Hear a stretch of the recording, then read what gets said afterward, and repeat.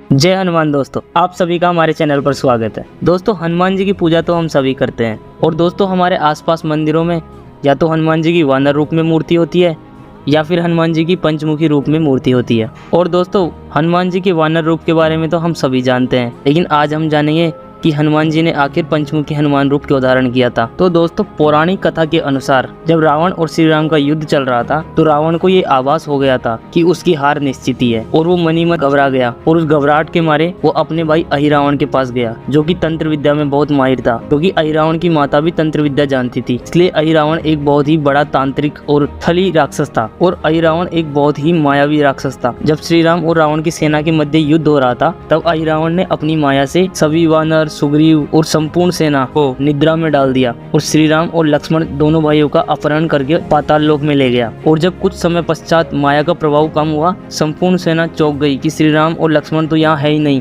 तब विभीषण इस चाल को समझ गया और उन्होंने कहा कि हनुमान, तुम पाताल लोक जाओ, ये जरूर ही अहिरावण का काम है जिसने अपनी माया के द्वारा श्री राम और लक्ष्मण का अपहरण कर लिया है। और जब हनुमान विभीषण के कहने पर पाताल लोक पहुंचे तो उन्होंने देखा कि पाताल लोक के मुख्य द्वार पर मकरध्वज रक्षा कर रहे हैं।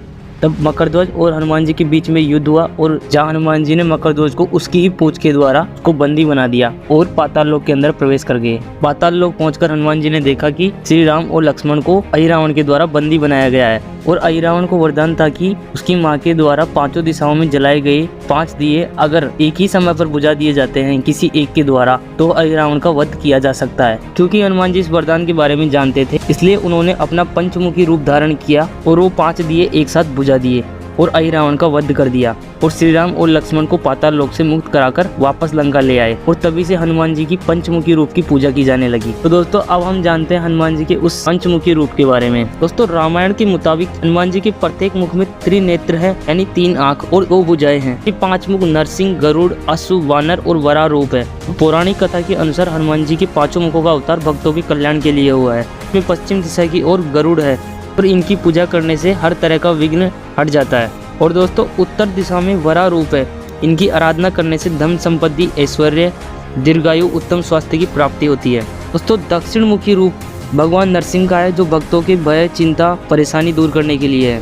दोस्तों, पूर्व दिशा में वानर मुख है, जिसकी पूजा करने पर दुश्मनों पर विजय मिलती है। और दोस्तों, आकाश की तरफ अश्व मुख है, जिसकी पूजा करने से सभी मनोकामनाएं पूर्ण हो जाती है। धन्यवाद। जय हनुमान।